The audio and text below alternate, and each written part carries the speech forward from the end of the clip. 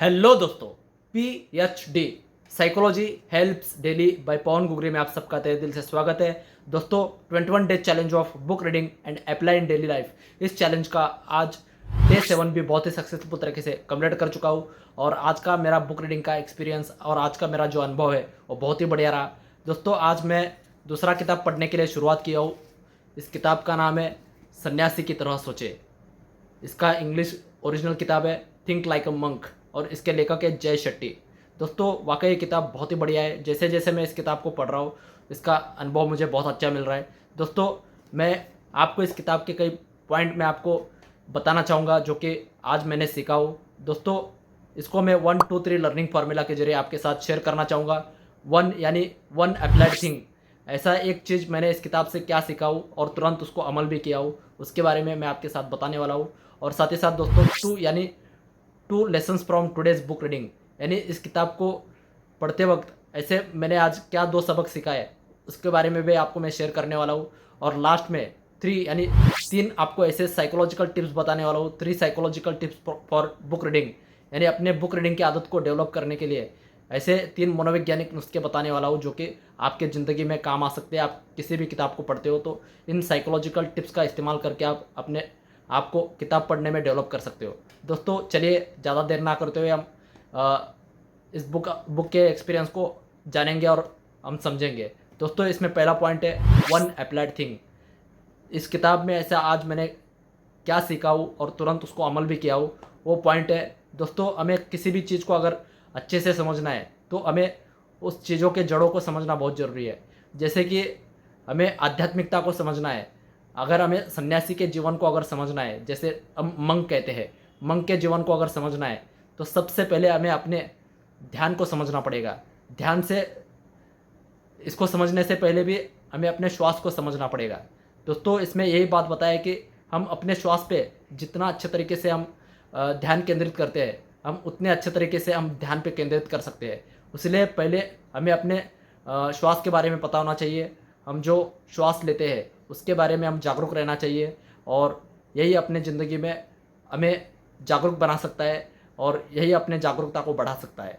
दोस्तों, इस किताब में वाकई ये बात मुझे एहसास हुआ है कि हम अपने जो श्वास होता है उसको हम नज़रअंदाज कर देते हैं। हम अपने ज़िंदगी में इतने व्यस्त रहते हैं कि हमें अपने श्वास के आने जाने के ऊपर कभी ध्यान देने के लिए 5 मिनट का समय भी नहीं निकालते। दोस्तों, इस किताब से मुझे इस चीज़ का एहसास हुआ है कि हमें अपने ज़िंदगी में रोज़ अपने श्वास के ऊपर ध्यान देने के लिए, अपने खुद के ऊपर डेवलप करने के लिए कुछ समय के लिए एकांत में रहना चाहिए, बैठना चाहिए और अपने सांस के ऊपर यानी श्वास के ऊपर ध्यान देके अपने आप को जानना चाहिए।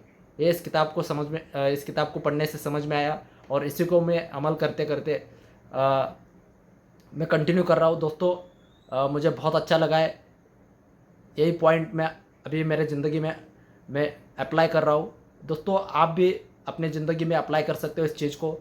ये कोई बड़ी बात नहीं है कि आप समझ सकते हो कि श्वास लेना है कोई अमल में लाने वाली चीज़ है क्या। दोस्तों, आप एक बार करके देखिए, आपको समझ में आएगा कि आपको श्वास के लय को ध्यान केंद्रित करके अगर आप समझना शुरू करोगे, आपको बहुत सारे ऐसी चीज़ें आपको पता चलेंगे, बहुत सारे चीज़ों के बारे में आप जागरूक बनते जाओगे। आप अपना अनुभव आप खुद ही बताओगे। दोस्तों, ऐसे बहुत सारे मुझे अनुभव मिला है जब मैं अपने श्वास के ऊपर ध्यान देना शुरू किया, तो मुझे बहुत सारी चीज़ों का एहसास हुआ है जो कि मैं कुछ चंद शब्दों में नहीं बता सकता। दोस्तों, इसके बाद हम बात करेंगे सेकंड पॉइंट 2 यानी 2 lessons from today's book reading.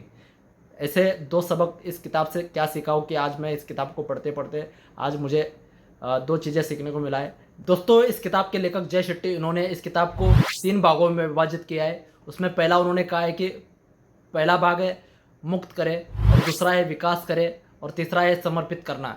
ऐसे 3 भागों में इस किताब के बारे में उन्होंने टोटल कुल मिलाकर 11 अध्याय में अपना पूरा जीवनी बताने का प्रयास किया है और अपने सन्यासी जीवन को उन्होंने कैसे जिया और उसमें उन्होंने क्या क्या सीखा है उसको उन्होंने इस किताब में बताने का प्रयास किया है। दोस्तों, वाकई इस किताब में मुझे आज 2 सबसे ज़रूरी चीज़ मुझे सीखने को मिला है जो कि अध्याय 1 और अध्याय 2, इसके ज़रिए मुझे सबक सीखने को मिला है, वही मैं आज आपके साथ शेयर करने वाला हूँ। आज का पहला सबक है दोस्तों, अध्याय 1 में लेखक जय शेट्टी बात करते हैं पहचान के बारे में। यानी हमें अपने आप के बारे में पहचानना चाहिए, अपने आप को जानना चाहिए। इसके बारे में जय शेट्टी इसमें बहुत ही अच्छी तरीके से समझाने का कोशिश किया है और बहुत अच्छा उन्होंने एग्जाम्पल्स भी दिया है। उसको हम एक एक करके जानेंगे। दोस्तों, लेखक ने इस किताब के अध्याय नंबर 1 के शुरुआत के पंक्तियों में उन्होंने 20वीं सदी के समाजशास्त्री चार्ल्स हार्टन कुली इनके उद्धरणों को यहाँ पे प्रस्तुत किया है। उनके बारे में उन्होंने बताया कि चार्ल्स हार्टन कुली कहते हैं कि दोस्तों, चार्ल्स हार्टन कुली इनका जो उद्धरण है इस तरीके से है। इसको मैं आपको पढ़ के बताना चाहूँगा क्योंकि ये समझने में थोड़ा दिक्कत भी हो सकता है, शुरुआत में आपको कन्फ्यूज़ भी हो सकता है, इसीलिए इसको ध्यान दीजिए और इसको समझने का कोशिश करिए। दोस्तों, मैं आपके सामने पढ़ रहा हूँ, इस वाक्य को ध्यान से सुनिए। वो कहते हैं कि मैं वो नहीं हूँ जो मैं सोचता हूँ कि मैं हूँ, और मैं वो नहीं हूँ जो आप सोचते हो कि मैं हूँ। मैं तो वो हूँ जो सोचता हूँ कि आप सोचते हो कि मैं हूँ। और इसको इंग्लिश में उन्होंने कहा है, इंग्लिश में भी इसको सुनिए। इंग्लिश में इस तरीके से है, I am not what I think I am, I am not what I think I am, and I am not what you think I am, and I am what I think you think I am. दोस्तों, इसके सुनते ही आपको एक पल के लिए आपके दिमाग में बहुत सारा कन्फ्यूज़न हुआ होगा। जब भी मैं भी जब इस किताब को पढ़ रहा था, इस उद्धरण को पढ़ को मैं भी विचार करने लगा कि इस उद्धरण में ऐसा क्या है कि हम अपने आप को समझने में सच में हम समय निकालना चाहिए। दोस्तों, वो आई एम ऐसे हम कहते हैं, इसके ऊपर बहुत ही सटीकता से उद्धरण बैठता है और इसके ऊपर ध्यान देना चाहिए और इस उद्धरण को समझना चाहिए। दोस्तों, ज़्यादातर लोग अपने आप को पहचानने से दूर रहते हैं और यहीं पर पेंच है कि ज़्यादातर लोग अपने खुद के बारे में जो राय बनाते हैं वो दूसरे के विचारों से बनाते हैं और दूसरों के कहने से वो अपने आप को वैसे ही देखने लगते हैं जैसे दूसरे लोग उनके बारे में जानते हैं। दोस्तों, साथ ही साथ आपको अगर सटीकता से और आसान भाषा में बताओ तो हम हर हमेशा दूसरों के निर्णयों से, दूसरों के जो राय होते हैं उसके ऊपर अपने व्यक्तित्व को हम बनाते रहते हैं। तो दोस्तों, अच्छा है, आप दूसरों को ज़रूर फीडबैक लीजिए, दूसरों को उनके विचारों का सम्मान करिए, लेकिन आप अपने आप को खुद को जितना जानते हो उतना दूसरा कोई भी आपको नहीं जान सकता है। इसलिए आप अपने आप को पहचानने में सक्षम बनिए और अपने आप को डेवलप करने के लिए अपने आप के जो क्षमता है उसको पहचानिए। और आप कौन हो ये आपके प्रोफेशन के साथ डिपेंड नहीं करता है। आप कौन हो पूछने से आप इंजीनियर हो, वकील हो, डॉक्टर हो, कोई आपका प्रोफेशन है, वो आपका प्रोफेशन बताओगे तो आपका प्रोफेशन जुड़ जाएगा। लेकिन आप कौन हो ये प्रोफेशन के रिलेटेड नहीं है, ये तो आपके व्यक्तित्व, आपके अंदर जो आत्मा है, आपके अंदर जो विचार है, वो आप कौन हो ये अपने आप को पूछना चाहिए और ये आपको सही में जवाब मिल जाएगा। दोस्तों, ज़्यादातर लोग अपने ज़िंदगी में कभी अपने खुद को आइडेंटिफाई कर ही नहीं पाते हैं। वो अपने आप में जान ही नहीं पाते कि असल में वो है कौन, वो असल में है कौन, ये समझने में उनका पूरा ज़िंदगी निकल जाता है, लेकिन वो अपने आप के बारे में नहीं जानते हैं। और ज़्यादातर लोगों का और एक बात होती है, बस वे लोग अपने परिवार, दोस्त, मीडिया, सोशल मीडिया और ऐसे बहुत सारी चीज़ों से घिरे हुए होते हैं और उनके ज़रिए वो अपने आप को तय करते हैं कि वो कौन है, उसके ज़रिए वो तय करते हैं और उसी के हिसाब से वो ज़िंदगी जीते हैं। और दोस्तों, समाज में एक और विडंबना ये है कि ज़्यादातर लोग हम अपने आप को खुद को नहीं जान सकते, लेकिन दूसरे हमें बताते हैं कि आप हमें अपनी ज़िंदगी में क्या करना चाहिए, हमें अपनी ज़िंदगी में क्या बनना चाहिए, हम कौन है ये हमें दूसरे ही तय करते हैं। दूसरे के हिसाब से हम किसी प्रोफेशन को चुनते हैं, किसी काम को चुनते हैं और उस काम में लग जाते हैं। दोस्तों, इससे अच्छा है कि आप अपने क्षमता को पहचानिए, अपने आप को पहचानिए और आप कौन है ये अपने आप को खुद से पूछिए। तभी जाके आप सही फील्ड में, सही क्षेत्र में और सही कामकाज में अपना समय, पैसा और ऊर्जा को लगा सकते हो और अपने आप को अच्छे बेहतर बना सकते हो। दोस्तों, ये बस आपको सिर्फ करियर के बारे में बात नहीं कर रहा हूँ, आप अपने क्षमता का उपयोग समाज के उन्नति के प्रति, आप अपने जो आसपास रहने वाले सोसाइटी रहते हैं उसके लिए भी आप काम आ सकते हो और उसमें भी आप योगदान दे सकते हो, कंट्रीब्यूट कर सकते हो। दोस्तों, इसलिए हर हमेशा अपने आप को पहचानने में कभी भी समय नहीं, इस बहाना नहीं बनाना है। समय निकाल के अपने आप को खुद के बारे में जानना है और समझना है आप कौन हो। या अगर आपको एक बार आंसर मिल गया है तो आप ज़िंदगी में कभी भी इस चीज़ का संदेह नहीं रहेगा कि आप ज़िंदगी में कुछ नहीं किया। आप ज़िंदगी में जो करना चाहते थे वो नहीं कर पाए, इसका अफ़सोस आपको नहीं होगा। और आप हर हमेशा वही काम करोगे जो आप एक बार तय किया है कि आप कौन है, ये आपको पता चल गया, तो आपको ज़िंदगी में किसी भी चीज़ के बारे में टेंशन लेने की ज़रूरत नहीं, और किसी भी चीज़ के बारे में आपको ज़्यादा सोचने की ज़रूरत नहीं, क्योंकि आपका जो माइंडसेट है वो पूरा क्लियर हो जाएगा कि आप कौन हो, आपको खुद को पता चल गया। तो आप उसी दिशा में काम करोगे और उसी प्रयास के लिए, उसी उद्देश्य के लिए काम करोगे जो आपका उद्देश्य है, जो आपको ज़िंदगी में आप हासिल करना चाहते हो, और ज़रूर आप हासिल कर पाओगे। बस आपको खुद को जानना है कि आप कौन है।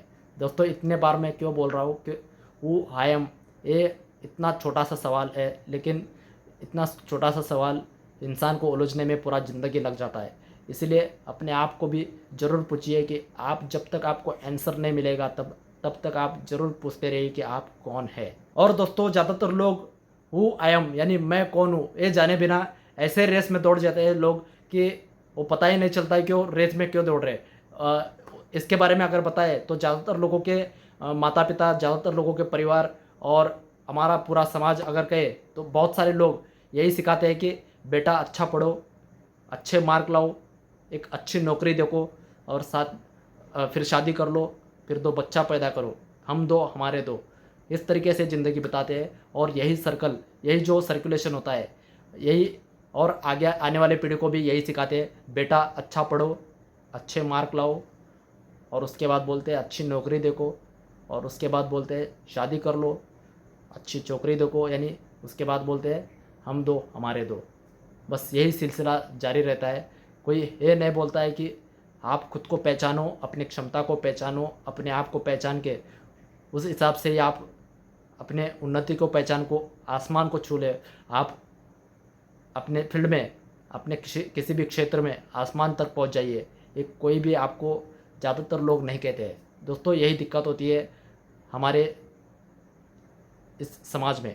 दोस्तों, इसके बारे में लेखक आगे कहते हैं कि इन जैसे सामाजिक मॉडल के पीछे कोई कारण होता है, और इसके पीछे कारण होता है, कोई गलत नहीं है। लेखक ये भी कहते हैं कि ये ऐसा, इस तरीके से सोचना, इस तरीके से विचार करना कोई गलत नहीं है, मॉडल कोई गलत नहीं है। लेकिन अगर हम सिर्फ संतुष्टिदायक और कुछ सुखी जीवन जीना चाहते हो, बस आपको ये काफ़ी है। इस मॉडल को आप फॉलो कर सकते हो और इसी तरीके से रह सकते हो। आगे लेखक कहते हैं कि आप बिना सोच विचार किए अगर इस मॉडल को अपना लेते हो और बस बेड़ के चाल में आप भी जाते रहते हो, तो कभी भी आप इस चीज़ का फ़ायदा नहीं ले पाते हो, और आपको अपना उद्देश्य और अपना लक्ष्य कभी हासिल नहीं हो पाता है, और आप अपने उद्देश्य को सही से समझ भी नहीं पाते हो। तो इसीलिए लेखक कहते हैं इस मॉडल को फॉलो करने से पहले उस मॉडल के बारे में जानिए, और अपने लक्ष्य और उद्देश्य के बारे में जानिए, और फिर उस हिसाब से काम करिए, उस हिसाब से उसी रास्ते पर चलिए। और लेखक इस किताब में एक बहुत ही अच्छा बात बताया, एक बहुत ही अच्छा बात उन्होंने कहा है कि अगर आप अपनी ज़िंदगी को अर्थपूर्ण बनाना चाहते हो, यानी मीनिंगफुल लाइफ बनाना चाहते हो, तो आप सबसे पहले अपनी ज़िंदगी में जो डिस्ट्रैक्शंस होते हैं उस डिस्ट्रैक्शन को ज़रूर हटाइए, क्योंकि आपको डिस्ट्रैक्शन ये ऐसे करती है कि जो आपके लक्ष्य तक पहुंचने के लिए आपको बाधाएं डालती है, आपको पीछे धकेलती है। इसलिए अपने जो भी डिस्ट्रैक्शंस होते हैं उसको कम करिए, और इसको समझिए कि आपके लक्ष्य क्या है, आपके उद्देश्य क्या है, और उसी के और प्रयास करते रहिए, और उसी हिसाब से उसी मार्ग पर चलते रहिए। अगर डिस्ट्रैक्शंस के बारे में आपको एग्जांपल बताऊँ तो आज का सबसे बड़ा डिस्ट्रैक्शन है सोशल मीडिया। यानी आप जो स्मार्टफोन यूज़ करते हो उसमें सोशल मीडिया ज़रूर, हर एक इंसान, आज ज़्यादातर लोग सोशल मीडिया यूज़ करते ही है।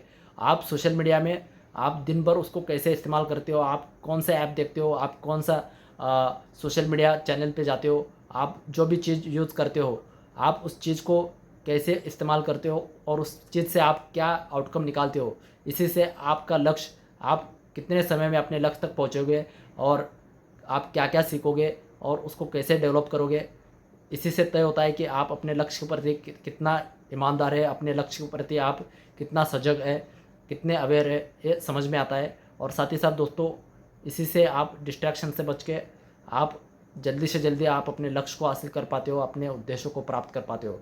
इसीलिए अपने सोशल मीडिया के जितने भी डिस्ट्रैक्शंस है उससे बचिए, और ज़रूर आप अपने आप से सवाल पूछिए कि आप दिन भर जो भी डिस्ट्रैक्शंस हो रहे हैं, जो भी आप सोशल मीडिया यूज़ कर रहे हैं, आपको वो आपके उद्देश्य और लक्ष्यों की ओर लेके जा रहे हैं या उसके विपरीत लेके जा रहे हैं।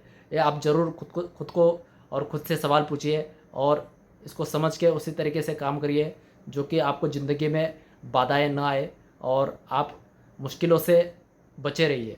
दोस्तों, आज के बुक रीडिंग के दौरान आज मुझे दूसरा लेसन इस किताब से सीखने को मिला है। अध्याय नंबर 2 में लेखक जय सेट्टी इन्होंने नकारात्मकता के बारे में बात किया है। उन्होंने यानी नेगेटिविटी के बारे में समझाया है, कैसे नेगेटिविटी अपने ज़िंदगी में हावी होता है और अपने नेगेटिविटी से इंसान को अपने ज़िंदगी में जो भी लक्ष्य उद्देश्य होते हैं उससे कैसे भटकाते हैं, इसके बारे में उन्होंने बहुत ही अच्छे से समझाया। इसको हम समझते हैं कि नकारात्मकता अपने जीवन पे कैसे आवे करती है और हमें नकारात्मक चीज़ों से कैसे बचना चाहिए और इसे समझ के हम पॉजिटिविटी यानी सकारात्मकता की ओर कैसे बढ़ना चाहिए, इसके बारे में उन्होंने बताया। इसको हम एक एक करके जानेंगे।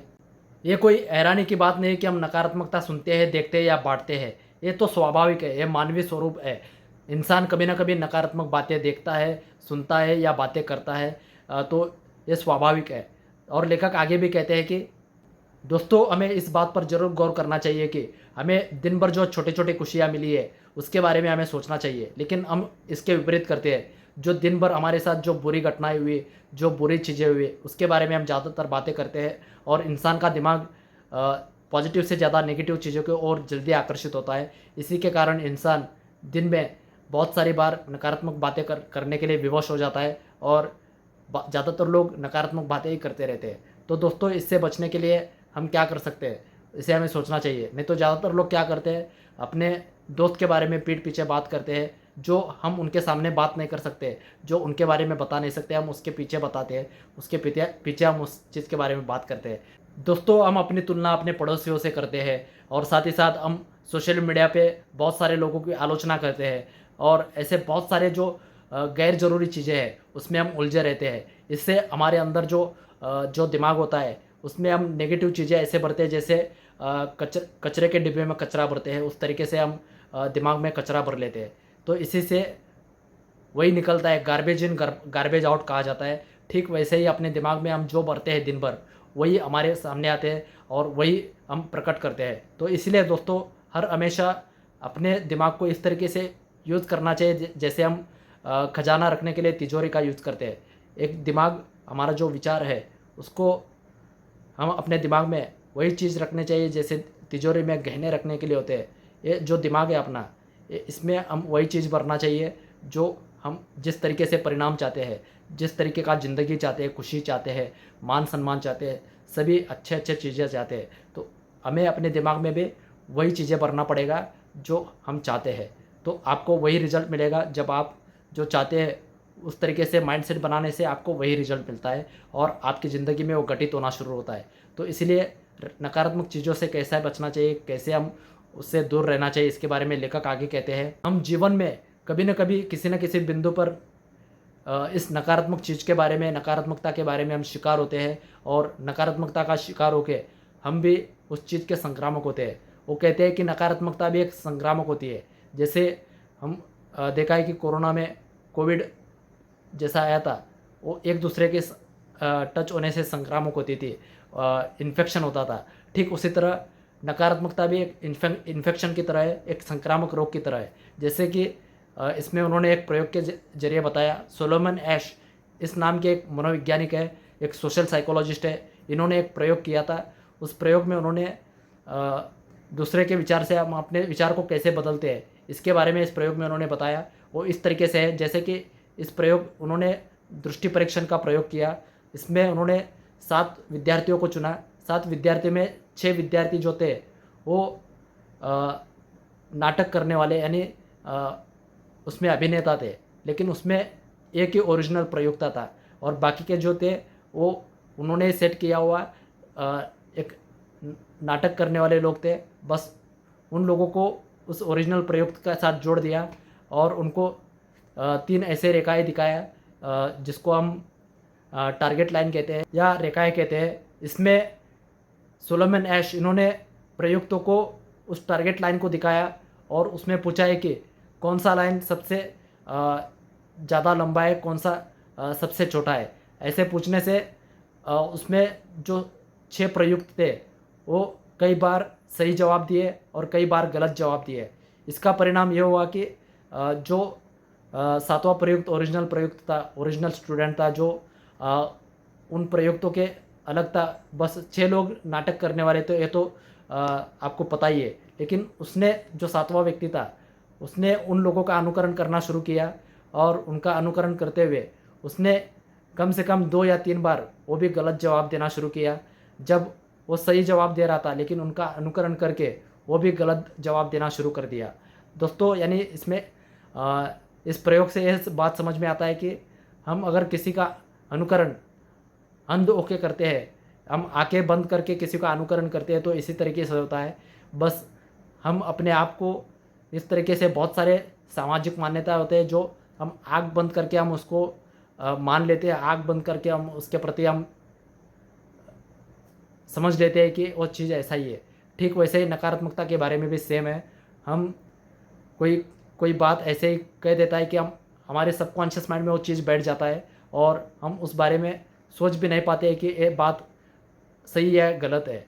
ये बात जो बताया है हमारी ज़िंदगी में कितना प्रभावित होगा, इसका समाज पे कितना प्रभावित होगा, ये हम सोचे बिना हम उस चीज़ को हम ऐसे ही बोल देते हैं और उसका परिणाम हमारे खुद के ऊपर भी पड़ता है और दूसरों के ऊपर भी पड़ता है। ये परिणाम सकारात्मकता के बारे में भी सही है और नकारात्मकता के बारे में भी सही है। तो इसीलिए दोस्तों, इस बारे में जागरूक होना चाहिए और नकारात्मक चीज़ों से हमेशा अपने खुद के नकारात्मक बोलने से या सुनने से या कोई भी चीज़ करने से हमें अपने बारे में खुद को जागरूक रहना है और दूसरों को भी जागरूक करना है और इस चीज़ को समझना है। दोस्तों, इस बात को ज़रूर याद रखना कि हमारे आसपास जितना ज़्यादा नकारात्मकता होती है, हम भी उतने नकारात्मक बनते जाते हैं और उसका हमारे ऊपर बहुत प्रभाव पड़ता है। तो दोस्तों, हम अपने नकारात्मक विचारों को और भावनाओं को पूरी तरह मिटा नहीं सकते, लेकिन हम इसको नियंत्रित कर सकते हैं और इसका सही से प्रबंधन कर सकते हैं और इसको हम सही इस्तेमाल कर सकते हैं। इसीलिए लेखक ने नकारात्मकता यानी नेगेटिविटी से बचने के लिए उन्होंने एक तरीका बताया जो इस तरीके से है: पहचानो, रुको, बदलो। इस मॉडल को उन्होंने बताया वो इस तरीके से है: किसी भावना या मुद्दे को पहचानो और ये समझने के लिए रुको कि ये क्या है और इसके बाद प्रोसेसिंग को नए तरीके में बदलो। ये इस तरीके से उन्होंने बताया। इसको हम पूरा डिटेल से जानेंगे, इसको हम विस्तार से जानेंगे। पहचानो, पहला मुद्दा है पहचानो। नकारात्मकता के प्रति जागरूक बनने का मतलब यह है कि आप अपने नकारात्मक आवेगों को पहचानना सीखते हैं और उसके प्रति जागरूक बनना सीखते हैं। जय शेट्टी अपने अनुभव से वो कहते हैं कि उनके सन्यासी गुरुओं ने उन्हें नकारात्मक चीज़ों से निपटने के लिए, यानी नेगेटिविटी चीज़ों से दूर रहने के लिए, अवॉइड करने के लिए उनके गुरुओं ने उनको कुछ बहुत ही अच्छे तरीके बताया। वो इस तरीके से है जैसे कि 1 सप्ताह तक कोई शिकायत न करे, किसी से तुलना न करे और कोई आलोचना न करे। और यह अभ्यास करते वक्त आप अगर इसमें नाकाम रहते हैं तो आप दिन में कितने बार उस काम को करने में नाकाम रह गए, तो इसकी संख्या एक जर्नल बुक में या किसी पेज पे लिख लें और साथ ही साथ रोज़ ये देखिए कि आपकी संख्या दिन ब दिन कितना कम होते जा रहा है। और इससे आपको यह पता चलेगा कि आप लक्ष्य है कि आपकी जो संख्या है वो पिछले दिन से कम रहे और ये कम होते जाए। यही इसका उद्देश्य है। हम इन प्रवृत्तियों के बारे में जितना जागरूक बनते हैं, हम उतने ही ज़्यादा मुक्त होते जाते हैं और उतने हम नकारात्मक चीज़ों से हम दूर रहते हैं। हम कई बार नकारात्मक प्रतिक्रिया करने के बजाय नकारात्मक अनुमान कर लेते हैं कि हमारे साथ क्या हो सकता है। ये एक बुरे राजा के बारे में नीति कथा है जो इस तरीके से है। एक बार एक बुरा राजा एक अच्छा राजा को मिलने के लिए जाता है, तो तब रात्रि भोज के लिए वो दोनों राजा बैठ जाते हैं। तब भोजन के लिए जब बैठते हैं, तब बुरे राजा के दिमाग में एक शक आता है कि कहीं इसने मेरे भोजन में विष नहीं मिलाया हो, जहर मिलाया होगा। ऐसे सोच के वो जो प्लेट होता है उसका अदला बदली कर लेता है और वो अच्छा राजा को कहता है कि कहीं आपने इसमें जहर तो नहीं मिलाया है। ये कहने के बाद वो अच्छा राजा हंसने लगता है। ये देख के वो बुरे राजा को और भी घबराहट महसूस होती है और घबरा जाता है। वो कहता है कि कहीं 2 तरफा चाल तो नहीं कर रहा है। वो इस तरीके से समझ के फिर से प्लेट बदल लेता है। तो तब जाके भी उसको उसका शंका का हल नहीं होता है। बस वो रात भर खाना नहीं खाता है, बस वो भूखा ही सो जाता है। तो इसका मतलब इस कहानी के माध्यम से यही यही बताने का कोशिश किया है कि अगर ज़्यादा शंका करेंगे तो हम उस राजा की तरह भूखा रहना पड़ेगा, और उस राजा की तरह ही हमें ज़्यादा शंका करने से हमें ज़िंदगी में वैसे ही हाल होगा जैसे उस राजा का उस रात्रि भोज में हुआ था। शक की वजह से बुरे राजा की तरह वो लोग भी भूखे रहेंगे जो बिना वजह किसी चीज़ को शक के नज़रिए से देखते हैं। तो ये हो गया पहचानो वाला पॉइंट। अब है रुको वाला पॉइंट। अब हम जानेंगे रुके, यानी रुके में इसमें कहा गया है कि जब आप अपनी नकारात्मकता की जड़ों को अच्छी तरीके से समझ लेते हैं तो अगला कदम होता है अपने नकारात्मकता को खामोश करने के लिए ऐसे जगह और कार्य बनाए जहाँ से आपके नकारात्मकता को अपने ज़िंदगी से कम कर सके और अपने सकारात्मक विचारों को डेवलप कर सके, विकसित कर सके।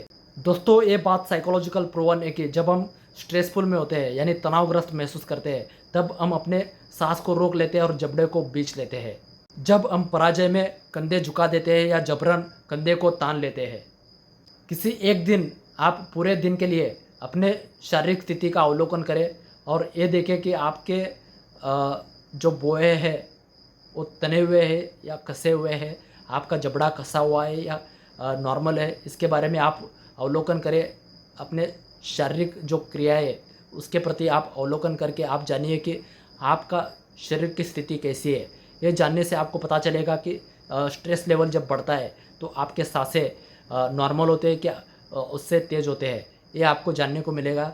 और साथ ही साथ आपको बहुत सारी ऐसी चीज़ आपको शरीर के बारे में, अपने मन के बारे में, मानसिक स्थिति के बारे में आपको जानने का मौका मिलेगा और आप इससे बहुत अच्छी तरीके से अपने आप को जान पाओगे, समझ पाओगे और आप यहाँ पे रुक के अपने आप को समझ पाओगे। लेखक ने अपने इस किताब में भगवत गीता के भाषा के संयम के बारे में जिक्र किया है। वो इस किताब में कहते हैं कि हमें केवल वही शब्द बोलने चाहिए जो सत्य हो, सबके लाभकारी हो और सबके लिए कल्याणकारी हो, सुखद हो और दूसरों के मन को आंदोलित न करते हो और दूसरे के मन को न दुखाते हो। ऐसे ही शब्द में इसका जिक्र करना चाहिए। ये भगवत गीता में बहुत ही अच्छे तरीके से बताया है। इसी का जिक्र इन्होंने अपने इस किताब में किया है। ये बात हमेशा याद रखना कि हम जो चाहते हैं, हम जब चाहते हैं, हम जैसा चाहते हैं, ये बोलना स्वतंत्रता नहीं है, ये बोलना फ्रीडम नहीं है। सच्ची स्वतंत्रता तो इसमें है कि इन चीज़ों के बारे में बातें करने का महसूस न करना। इसमें आपको ये भी पता होना चाहिए कब, कहाँ, कैसे, किस वक्त क्या बोलना चाहिए, इसके बारे में जागरूक होना भी ये भी स्वतंत्रता का पार्ट है, ये भी फ्रीडम का पार्ट है। इसके बारे में जानना भी बहुत ही ज़रूरी है। दोस्तों, लेखक ने नकारात्मकता से निपटने के लिए जो तरीका बताया है उसमें हमने 2 चीज़ों को जाना है जो इस तरीके से है, पहचानो, रुको और उसके बाद तीसरा भी पॉइंट हम जानेंगे, बदलो। दोस्तों, अपने हृदय, मस्तिष्क और अपने भाषा में नकारात्मकता को जानने के बाद, उसको पहचानने के बाद हमें अगला कदम उठाना पड़ता है, उसमें बदलाव लाना और उसमें सुधार लाना। इसके बारे में जय शेट्टी आगे कहते हैं कि ज़्यादातर सन्यासी शिकायत करना, तुलना करना या आलोचना करना पूरी तरीके से नहीं छोड़ पाते हैं और आप भी ये उम्मीद नहीं कर सकते कि आपकी जो आदत है वो पूरा 100% पूरा इसका इलाज हो पाएगा। लेकिन शोधकर्ताओं ने पाया है कि जो लोग खुश होते हैं उनमें विचारपूर्वक आलोचना करने की उनकी प्रवृत्ति होती है और बिना सोच विचार के शिकायत करने से आपका पूरा दिन बुरा हो जाता है। दोस्तों, इस किताब के लेखक जय शेट्टी इसमें जिक्र करते हैं कि राधानाथ स्वामी जी, उनके एक सन्यासी गुरु थे, उनसे वो प्रश्न पूछते हैं कि हमारे आसपास इतना नेगेटिविटी, इतना नकारात्मकता है तो हम कैसे शांत रहे। ये उनको प्रश्न पूछते हैं। उसका जवाब उन्होंने इस तरीके से दिया है जो कि उन्होंने इस किताब में भी लिखा है, उसको आप पढ़ सकते हो। तो भी मैं आपको ये बात बताना चाहूँगा कि उसका जवाब उन्होंने क्या दिया। तो उनका जवाब था, हमारे चारों तरफ हर जगह प्रदूषण है। हमारे राजनीतिक माहौल में, हमारे सामाजिक माहौल में, हर जगह आपको नकारात्मकता का प्रदूषण दिखाई देता है। तो वो आगे कहते हैं, लेकिन इनका जो स्रोत है ये लोगों के हृदय में है। जब तक हम अपने हृदय के पर्यावरण की सफाई नहीं करते हैं और दूसरों को भी सफाई करने के लिए प्रेरित नहीं करते हैं, तब तक ये प्रदूषण बनाए रहेगा और ये बढ़ता ही जाएगा। इसीलिए पहले अपने हृदय में जो गंदा बसा हुआ है उसको हमें निकालना पड़ेगा और उसके ऊपर हमें काम करना पड़ेगा। अगर हम अपने हृदय को शुद्ध कर लेते हैं तो हम अपने आसपास के वातावरण को भी शुद्ध करने में माहिर बन जाते हैं और इसके लिए योगदान दे पाते हैं। यही राधानाथ स्वामी इनका जवाब था। दोस्तों, अब तक हमने बात किया है 1 2 3 लर्निंग फार्मूला का फर्स्ट एंड सेकंड पॉइंट, यानी पहला और दूसरा पॉइंट। अब हम बात करेंगे थर्ड पॉइंट यानी तीसरा point, 3 psychological tips of book reading, यानी 3 ऐसे मनोवैज्ञानिक नुस्खे क्या है जो किताब पढ़ने की अपनी आदत को अच्छे तरीके से डेवलप कर पाते हैं। इसको हम एक एक करके जानेंगे। इसमें पहला आज का साइकोलॉजिकल टिप्स है, क्रिएट रीडिंग रिचुअल्स। अपने पढ़ने की विधि या अनुष्ठान बनाए। किसी भी किताब को अर्थपूर्ण तरीके से पढ़ने के लिए अपने आप को एक संकल्प बनाए, एक अनुष्ठान बनाए, या अपने आप के कुछ ऐसे संकल्प बनाए जो कि आपको किताब पढ़ते वक्त आपको ऊर्जावान महसूस कराते हो, आपको अच्छे से पढ़ाई करने में ध्यान लगाने के लिए एक प्रेरित करता हो। इस तरीके से अपने आप को एक अनुष्ठान बनाइए। इसमें आप अपने फ्लेक्सिबिलिटी के अनुसार आप अपने आप को जो भी पसंद है, चाय, कॉफ़ी या कोई ऐसा फ्रूट जूस आप ले सकते हो। इससे आपको जब आप पढ़ने के लिए अपना एनर्जी देते हो, अपना ध्यान देते हो, तो उसमें बढ़ोतरी होती है और उसके अंदर आपको सुधार होता है और आप अच्छे तरीके से किताब को पढ़ सकते हो, उस किताब में बताई हुई बात को समझ सकते हो। तो आपका पूरा फोकस जो होता है वो किताब पढ़ने के ऊपर होता है। दोस्तों, अपने रिचुअल्स को इस तरीके से डेवलप करने से आपके अंदर बहुत सारा बदलाव होता है। ये वाला साइकोलॉजिकल टिप्स आप ज़रूर यूज़ करके देखिए, उपयोग करके देखिए। आपको अच्छा लगा तो दूसरों को भी ज़रूर बताइए। तो दोस्तों, इसके बाद हम सेकंड साइकोलॉजिकल टिप्स के बारे में जानेंगे। सेकंड साइकोलॉजिकल टिप्स है, शेयर योर रीडिंग एक्सपीरियंस। यानी अपने पढ़ने के अनुभव को शेयर करें, बताइए और उसको बांटिए।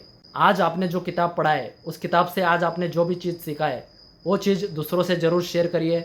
आपने जो भी किताब पढ़े है, उस किताब को रेफरेंस जो है वो रेफरेंस दूसरों के साथ भी ज़रूर बताइए, दूसरों को शेयर करिए। उससे आपको भी फ़ायदा होगा, आपको भी वो बातें अच्छे तरीके से समझ में आएंगे, आपका रिवाइज़ होगा। आपका रिवीजन होने से आप अच्छे तरीके से उस किताब में बताई हुई बातों को अच्छे से समझ पाओगे और अपनी ज़िंदगी में अप्लाई कर पाओगे। और साथ ही साथ दोस्तों, अपने इस एक्सपीरियंस को शेयर करने के लिए कई ऐसे मित्र चुनिए, ऐसे परिवार चुनिए जो कि आपको बुक रीडिंग क्लब्स है, उसमें भी आप शामिल हो सकते हो। ऑनलाइन ऐसे बहुत सारे कम्युनिटीज़ है जो कि बुक रीडिंग को डेवलप करने के लिए, अपने आप को डेवलप करने के लिए वो लोग एक जगह पे आ जाते हैं, एक प्लेटफॉर्म का इस्तेमाल करते हैं। आप भी उसमें आ सकते हो और जान सकते हो। जैसे कि मैं भी 21 डेज चैलेंज के लिए आपके साथ में बुक रीडिंग का मेरा एक्सपीरियंस शेयर कर रहा हूँ। ठीक आप भी इस तरीके से आपका जो भी एक्सपीरियंस है आप वीडियो के माध्यम से बता सकते हो, या आप कोई नोट्स लिख के आप अपने जो भी नोट्स है उसको आप कमेंट बॉक्स में लिख के बता सकते हो। और साथ ही साथ हमारे व्हाट्सअप नंबर पे आप अपना एक्सपीरियंस शेयर कर सकते हो। उसको भी हम जो भी हमारे व्यूवर्स है उनके सामने आपका जो भी नॉलेज है, आपका जो अनुभव है वो उन तक पहुंचाएंगे। उसका लाभ आपको खुद को भी होगा और दूसरों को भी होगा। इसलिए हर हमेशा ऐसे चीज़ों में पार्टिसिपेट हो जाइए। इससे एक दूसरे से बहुत सारी चीज़ें सीखने को मिलता है और हम एक दूसरे से बहुत सारा चीज़ों में डेवलप कर पाते हैं। दोस्तों, इसके बाद हम बात करेंगे third point, third psychological tips, practice savouring. अपने पढ़ने के जो अनुभव है उसका आनंद लेने के लिए अभ्यास करिए। उसका जो भी आप पढ़ते हो उस चीज़ का आनंद लीजिए।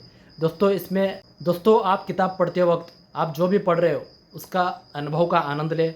आप किताब को पढ़ते वक्त आप जो भी चीज़ें पढ़ते हो उसका पूरी तरीके से अनुभव लीजिए। और किताब में बताए कोई विचार, कोई कहानी, कोई जो भी चीज़ होते हैं, जो भी उद्गारण होते हैं, उसे अच्छी तरीके से ध्यान दे के पढ़िए और उसको समझिए और उसको हो सके तो लिख ले। इससे आपको बहुत फ़ायदा होगा। दोस्तों, आप इस किताब को पढ़ने का आनंद तभी ले सकते हैं जब आप पूरी तरीके से उस किताब में जो भी प्रसंग होता है, जो भी उस किताब में जो बात कर रहे हैं, उस किताब में बताए बातों में पूरी तरीके से डूब जाना चाहिए और उस सिचुएशन में रह के उसको खुद वहाँ पे है ऐसे फील करके उस चीज़ को समझना चाहिए और उस चीज़ को समझ के उसे कैसे अपने ज़िंदगी से रिलेट करके उसको अप्लाई कर सकते हैं, इस बारे में सोचना चाहिए। दोस्तों, इस ऐसे करने से आपको जो भी किताब की बातें होते हैं, जो आपको सच में अच्छे लगते हैं, जो कि आपकी ज़िंदगी में वैल्यू ऐड करते हैं, तो ज़रूर आप इस किताब में बताई हुई चीज़ों को अप्लाई करिए और अपने ज़िंदगी में अप्लाई करके अपनी ज़िंदगी को और भी बेहतर बनाइए और अपने आप को सुधारिए। और आपको ये साइकोलॉजिकल टिप्स अगर ज़िंदगी में ज़रूर फ़ायदा देते हैं तो दूसरों लोगों को भी ज़रूर शेयर करिए। और आपका एक एक अनुभव आपके खुद के लिए और दूसरों के लिए भी बहुत ही महत्वपूर्ण होता है। तो दोस्तों, इसलिए आप हर चीज़ को दूसरे के साथ ज़रूर बांटिए। इससे बोलते हैं कि ज्ञान को बांटने से ज्ञान और भी बढ़ता है। तो इसीलिए ज्ञान को बांटने से कभी भी पीछे मत हटिए, ज्ञान को बांटने में कंजूसी मत रहिए, ज्ञान को ज़रूर बांटिए। इससे आपको फ़ायदा ही होगा और आप हर हमेशा फ़ायदा में रहोगे। दोस्तों, बस आज के वीडियो में इतना ही रहा। आपको ये वीडियो अच्छा लगा तो ज़रूर इस वीडियो को लाइक करिए। आपको इस वीडियो से कुछ सीखने को मिला है तो लाइक करिए, और ज़्यादा से ज़्यादा लोगों को इस वीडियो का फ़ायदा हो सके इसीलिए ज़्यादा से ज़्यादा लोगों तक इस वीडियो को शेयर करिए। और हमारे लिए कोई फीडबैक है तो कमेंट बॉक्स में ज़रूर बताइए। और आपको आपका खुद का अनुभव शेयर करना है, कोई आइडियाज़ बताना है तो कमेंट बॉक्स में बताइए। और साथ ही साथ दोस्तों, हमारे इस चैनल पे नए अपलोडेड वीडियोस देखने के लिए चैनल को ज़रूर सब्सक्राइब करिए, और बेल आइकन को क्लिक करना ना भूलें, और ऑल बटन को क्लिक करना ना भूलें, ताकि हम जो भी नया वीडियोस अपलोड करते हैं वो आप तक सबसे पहले पहुँचे और आप उस वीडियो का लाभ उठाएँ और दूसरों को भी इस वीडियो का लाभ पहुँचाएँ। तो दोस्तों, बस यहीं पे हम रुकते हैं। Happy book reading and make yourself psychological fit. फिर मिलेंगे अगले वीडियो में, तब तक bye bye, take care, thank you so much, धन्यवाद।